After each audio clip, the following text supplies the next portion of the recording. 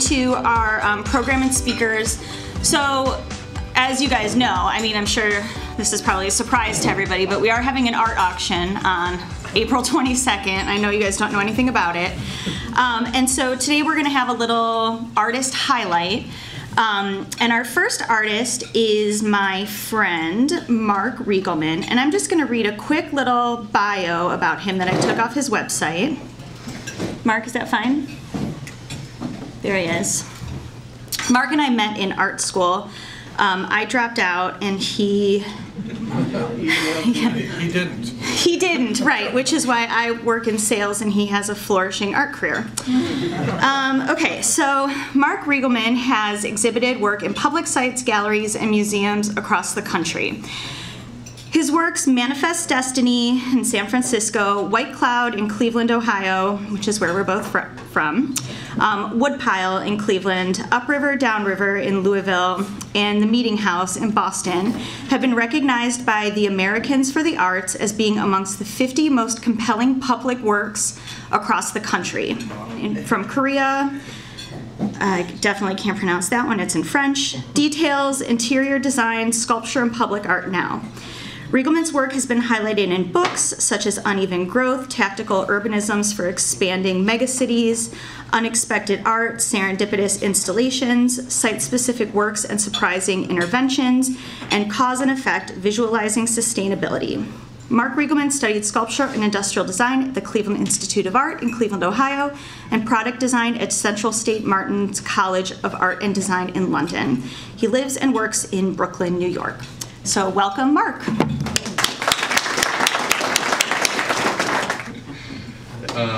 Thank you for that very long introduction. I think it's actually longer than my presentation.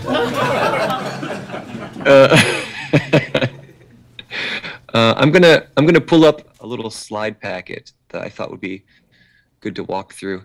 Thank you all very much for having me here. Amanda, thank you for the very, very kind words. I really appreciate it. I'm just going to talk a little bit about my practice, my background, and just kind of what I'm up to. So I'm a Cleveland native. Cleveland is my home and always will be, although I do currently live in Brooklyn. I've been here for about 15 years.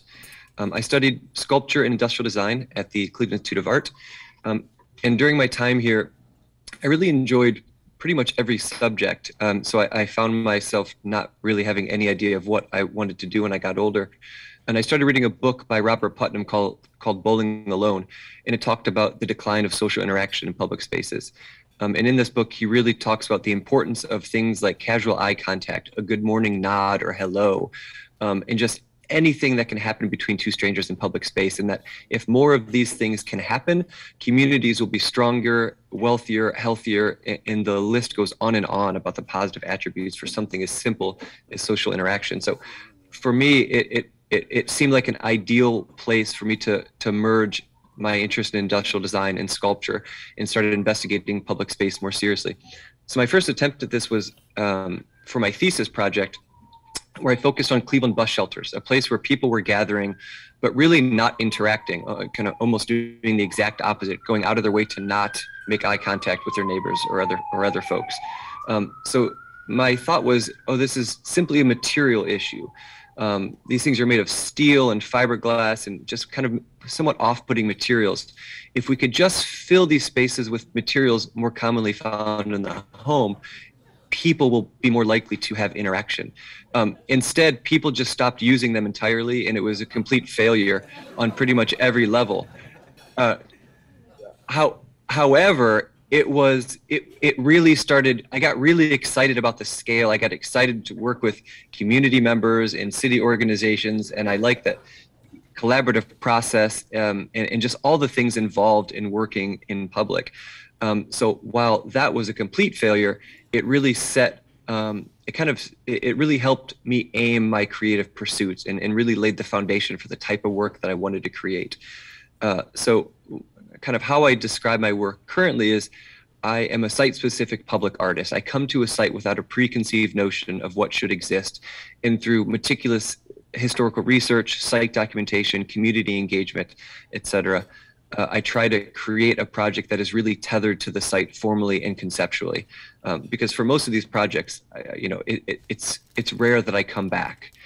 So I'm kind of putting something in place for other people to enjoy for many years to come. So I want to make sure that I'm leaving a project that really feels connected to the folks that will be seeing it regularly. Smokers, this is the first project that I did that was really focused on my own space, my own surroundings, and it was a really weird, fun project. So in New York City, there's kind of steaming manhole covers pretty regularly, much less now than in the past, but it's still very much part of the landscape. So what I did is I built this small house, and I put it on wheels, and me and a couple buddies would just roll it around New York, roll it around Lower Manhattan, looking for these steaming manhole covers. And then when we find one, we would just set it on top of it, and slowly the steam would billow inside the house and then come through the chimney. And it was like this really exciting, weird project, kind of highlighting this weird industrial kind of experience in the city. And folks would just sit at intersections being, what on earth are they doing? Until they saw the steam coming from the chimney. And then it was like, just like people applauding. It was a really fun, interesting project. And so this project would last, depending on the intersection, a lot of times these are in the middle of major intersections. This is Broadway in Lower Manhattan. It doesn't get any more major than this. So this project would last maybe 5, 10, 30 seconds, maybe a minute before the police show up. And so it was very, very temporary.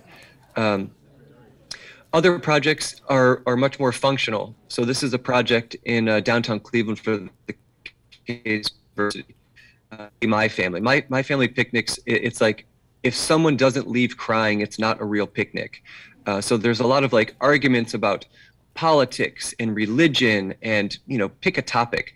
But it's almost always kind of done at the end. It's done with love and over food. So I wanted to create a picnic table that talks about a variety of viewpoints. So I use different types of wood, different color stains to talk about this diversity of thought, but kind of intersect them in a way that really highlights the need for people to move from the mahogany side over to the oak or to the blue. So really talking, being very interested in the kind of excitement that comes with picnicking. The next project, Upriver, Downriver, this kind of falls into the colorful category. Here, I don't know if anyone's from Louisville or know much about Louisville history. Louisville as a city really began because of complete inconvenience. People were moving up and down the Ohio River, and because of the falls of the Ohio, they were forced to take their belongings off one boat, roll them around the falls, and then continue their journey on the other side. So people would stop in Louisville. It was just kind of an ideal stopping point for travelers. And so people would oftentimes put their belongings in barrels because it made it a little bit easier to move it up and down these kind of steep inclined areas, and color code the surface of these barrels with the family crest or signifying markers. This project acts as kind of an homage to those early travelers. So rock boxes, this is a project I did for the Rock and Roll Hall of Fame in downtown Cleveland, and so each box represents an induction year. So this project will continue to grow as more inductees are included into the Rock Hall. Like church bells, this is very much a sonic project. So like church bells, every hour snippets of rock and roll will blare from these speakers. So if you're hanging out in East 9th Street, the kind of main thoroughfare that leads to the Rock Hall, you'll see stacks of these, and each hour you'll hear some Beastie Boys, Madonna, or in the variety of other genres that are included in the Rock Hall.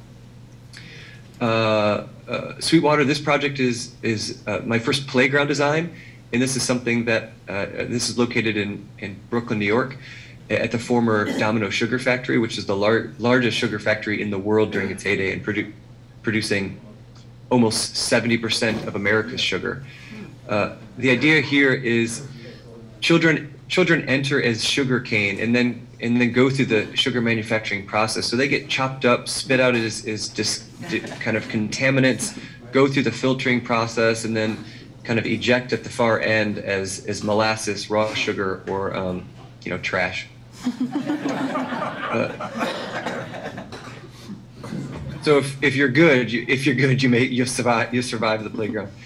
This project, Maker's Monument, this is the one kind of closest to home for y'all. Here I was very interested in doing a couple things visually. Like I wanted something really dynamic. The city also wanted a landmark, so they wanted something pretty substantial. I was interested very much in the maker history in Columbus, which I found to be just so exciting and rich when I was going through historical documents, especially in the early 1900s. The list of things being manufactured in Columbus was just incredible. Toothpicks, artificial limbs, teeth, DeLoreans, trains, gloves, anvils, hammers. It's just like thousands of things are being manufactured here. And so if you look at the surface of this, you can kind of discover the objects. Like I put thousands of objects in a program, distributed them over the surface, and so you can kind of go and pick out some of the objects as you get closer to the artwork. But from a distance, what you see primarily is this kind of large crystalline structure. In here, I was very interested in, so while the manufacturing itself happening in Columbus, the kind of fuel and manpower were coming from cities outside of Columbus and kind of the surrounding communities, which are also are typically called black diamond communities. So that's where this crystalline structure comes from. And so the Maker's Monument is really supposed to be kind of an homage to the very dynamic maker culture, past, present, and future. The last project I'm going to show, in one of my favorites and smallest, is a project called Bluebirds. This is done in Cleveland's West Side. And here I was interested in working with the community to find something that they were excited about. And they were very excited about their community being a stopping point for migrating birds. So, and their position on Lake Erie. So I kind of sculpted these birds out of, kind of make it look like they were sculpted out of water. So these things were located on telephone poles, houses, and just kind of throughout the neighborhood. It really became a place for people to stop and wander throughout the neighborhood to try to find all these bluebirds scattered about. And it's also lucky to see a bluebird. So that was one of the primary kind of visual drivers. And so that's the kind of output my site-specific process takes. So I work with a lot of different colors, but I typically work in large scales. I want things to be playful and interesting and dynamic, but also have a level of functionality to them as well. So these are a handful of other projects: Manifest Destiny, Formation, The Reading Nest, Stair Squares, Wrap, and Full Front. And so that is a little bit about my work and kind of my focus on public space. Yeah. It looks like you work with a variety of media. Yeah. Is that? What type of media do you prefer? Okay, so the question mark is, it looks like you work with a lot of media. What do you prefer?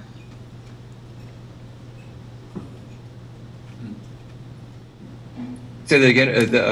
It looks like preferred medium? Yes. So I try to make that as site-specific as possible. So if a site has a specific, like a unique clay manufacturing history, I'll try to incorporate clay into the work, or whatever the material is. For instance, I'm just using clay as an example. However, with long-term permanent projects, you get pretty limited in the types of materials that have like a proven durability. So stainless steel, aluminum, concrete, those are pretty common. If I'm using painted surfaces, which I like to use a lot, it has to be pretty industrial paint, because these things typically are required to last 20, 30, 40 years with minimal maintenance. So it varies from project to project, and that certainly becomes a challenge, but it's fun to work with professionals in their field on these different fabrication processes and materials. Anybody? Yes? You're a spectacular artist. Thank you. My question is, how do you approach a city where you want to have a piece of artwork? Do you contact the chamber or the mayor's office, or how do you pick a... So how do you approach a city? Like, do you work with the chamber, or like, do you bid on a project? Do they come to you? How do you, how do you get involved in a city for a project? Yeah, so it's different. That is different for each project too. Sometimes cities will reach out to me directly and say, "Hey, we've seen your work. We'd love for you to put together a proposal for a specific site." And the other option is I'm just applying to calls for artists, which is, you know, they'll put out an open call across the country or internationally, and I submit my qualifications. And sometimes, like in Columbus, it's kind of a hybrid. So for this Columbus project, they had a very, very incredible kind of art review committee. And so that review committee selected a handful of artists, I think maybe it was 10. And each of those artists would come to do a presentation about how they would approach the site, and then they select the artist to then develop the presentation further. So it's different from project to project, but more often than not, I'm just submitting my qualifications to, you know, a specific project and losing mostly. And then You're Babe Ruth. Go ahead. Do you have like a dream project that you'd like to do in a certain location? Yeah, do you have a dream project? Oh, dream project. Oh, yeah. Actually, my dream projects are really small. So I'm working on a little dream. Oh man. Very small because I accomplish very little. So I try to set my sights very low. So my dream project currently is so my daughter, a couple months ago, my daughter was looking at, I don't know if in Columbus you have them, but there are these little kind of almost look like arched doorway bike racks that are in the cityscape. She's like, "Oh, look at this cool door." She's 4. And I was like, "Stella, that's amazing. It is like a little door." And so now I'm working with a door a Swiss and we're creating replica Brooklyn brownstone doors that will insert into these little frames, and we're going to kind of have them around Brooklyn in random locations. So this tree is the ones I get really excited about. Small, weird projects that most people will just overlook, but the handful of people that do see it will get really excited. Bicyclists will be annoyed, but that's okay. Okay. It's worth it. Scott says no more questions, but we're doing one more. So, what does he have at the Shelburne? What do you have at the Shelburne? Or what did you have at the Shelburne? The Shelburne Museum, they had a show, and they had an entire suite of these insane broken glass objects that I was producing at the time, like a room full. They had a bearskin rug. I'll send you a link to them. The chairs and stuff? Yeah, it was pretty cool. Yeah. There was chairs, dining table, lamps, hanging lamps, bearskin rugs, ladders. They had the entire suite just to ship. It took like an entire truck just to ship it to the Shelburne. And they've been a really good partner ever since. We talk pretty regularly about doing other projects there. And if you're not familiar with the Shelburne, you should check it out. It's a really wild, interesting place. But yeah, they were showing a lot of my glass work. Yeah. Cool. All right, thanks, Mark. I went way over the time, and I'm getting dirty looks now, so we have to go. Thanks. I'll text you later. Bye. Yeah, thank you all. I appreciate it. And now Ed, where are you, Ed? Oh, come on up. Ed's going to talk to us about his photos. He has several photos that are going to be in the art auction as well. Gosh.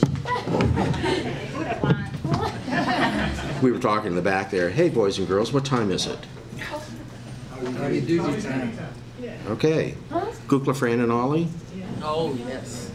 I am I'm a photojournalist and a documentarian. I am not an artist in any way, shape, or form. And one of the things that I do for fun is to be able to take and make some additional images that sometimes people like. I've been shooting for a very long time, and with time running short today, basically, those of you remember as being a corporate executive, if you weren't moving in 2, 3, 4 years, you were dead in the water. You had to continue to move on and get a new job. Consequently, Mom ended up buying and selling 40, 50, 60 different homes over her lifetime, as Dad got jobs here, there, and everywhere, and kept on moving up into the world, and ended up being a group president for Beatrice Foods, and had Samsonite and all kinds of cool things that he was in charge of. One of the places that they ended up staying was just north of the GW, the George Washington Bridge, on the Jersey side. It's a little town up there, and the best bagels in the world. Oh my God, they were great. But I got to go visit, and in visiting at that particular time, they were rebuilding the Statue of Liberty and redoing that. So I went down, hired an airplane. We got about halfway down the runway, and the guy realized there's a pin when you pull on the yoke. There's a pin down there that prevents people from stealing the plane, and he had forgotten to pull that pin. That was the start of the flight. These were the days when you could actually go down the river, fly around the Statue of Liberty, do all kinds of really cool things. It was absolutely a wonderful experience, and I got to go back for the actual lighting of the Statue of Liberty. And I have to say that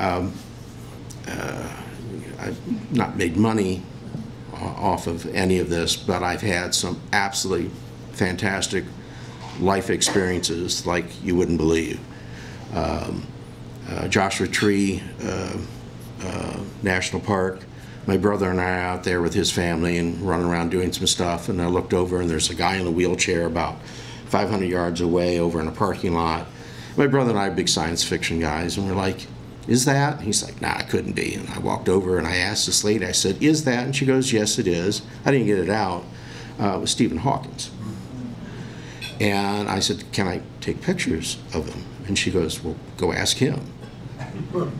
Now, I've done Presidents of the United States, Glenn, I mean, every political type you could think of, spent a week with Ali, Nicholas, all kinds of really cool things.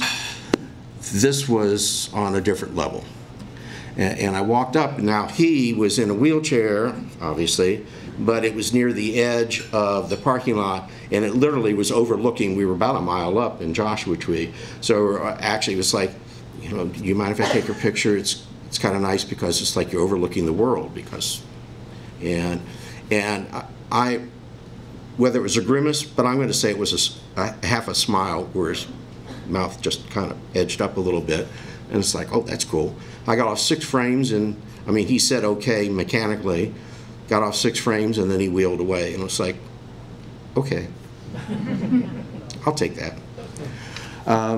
So a lot of cool things have happened when they relit the Statue of Liberty. Anybody here know what Red Hook is in the New York area? Anyway, it's not necessarily the best area in the world to go wandering through. But New York City, when it's at its finest, is absolutely at its finest. Pulled up on a corner, I was going to go in and see about getting a bite to eat. We were waiting for the evening to come with the fireworks and so on. And I backed in, and a police car parked in front of me, and I hopped out, and it's like, I am so sorry, I'll move. And he goes, no, I thought I had you blocked in. You're okay. This is New York City? Walked in, I had steam tables set up with all kinds of food, and one of the guys came out, and it's like, what would you like? And I said, this looks just fabulous. I'd love to have a little bit of everything, just as a comment. And the guy goes, okay. And he takes a plate out, and he takes a couple plates, and he starts filling up with the different stuff. And we go over and sit in the corner, and there's Secret Service, there's federal marshals, there's everything you could think of, and they're all sitting around there. We left that, went around the corner, and the warehouses that are on this side, on the New York side, looking towards Jersey, look into the face of the Statue of Liberty. So if you had $1 million worth of insurance and a lot of money to rent a space on top of one of those warehouses, you could go shoot up there. I didn't have any of that, and but there was this little cutouts where the roads literally dead-ended into that body of water looking at the Statue of Liberty, and there was a truck with a boom on it. And I went over and I said, say, and this is how things go. Any chance I could use that? and we started talking. The lady was working for some TV cable something, and it just moved from Columbus. And she was like, yeah, no, that'd be great. I went, oh, this is cool. So I get in the bucket, police car pulls up and goes, you guys can't be here. I pulled out a press pass from it wasn't the Columbus Dispatch, it was the other Columbus Citizen Journal, thank you. Pulled out a press pass, Columbus Citizen Journal, that no longer existed, and say, well, I'm with the media. And the policeman was like, oh, okay. It's just the way things fall together. Went up in the bucket and spent the evening there. Statue of Liberty, Staten Island Ferry going around. Staten Island Ferry, which is normally like this, was tilted like this a little bit as it was going because everybody's on the other side. Got these wonderful pictures of the fireworks and stuff. But one of the things I ended up doing that I didn't realize that I had done was I documented the Lower Manhattan a lot because of where I was shooting. I ended up getting a lot of downtown images.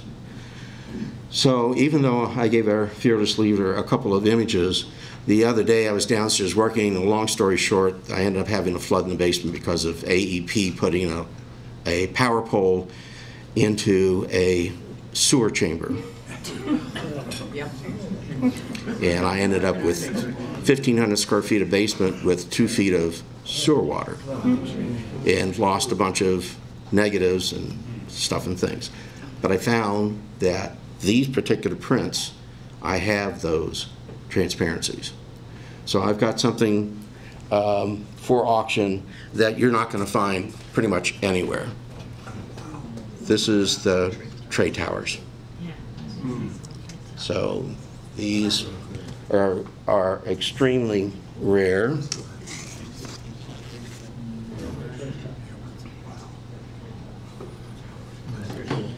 And this is the last one that's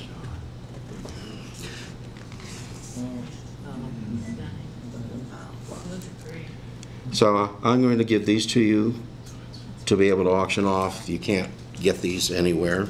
I'll add up, I'll give you one last bizarre story. Legislative Services, everybody knows what that is here. I did the handbook for the Legislative Services Commission, so I got to photograph all of the Capitol and the mailboxes. I don't even know if those still exist. And one of the things was I did portraits of all these different people, and one of the portraits I had to do was Vern Rife. So I walked in his office, it's like, I'm here, Mr. Rife. They were like, I'm sorry, he's not here right now. And I'm like, what? He says, I'm sorry, he's not here right now. You'll have to come back later. I did this 4 times. They whispered in the office. When I finally got there and he was there, I walked in his office. It's the size of this room. And he gets up from behind the desk, and in a voice that would fill the entire building goes, hey, how you doing? How about those Reds? The guy was just bigger than life. It was a lot of fun. And the portrait that I did of him, they ended up using, I think, until he died. So one of the things I'm going to add to the list of stuff that you can auction off is I'll do an executive portrait for somebody that would like to have an executive portrait. So, enjoy.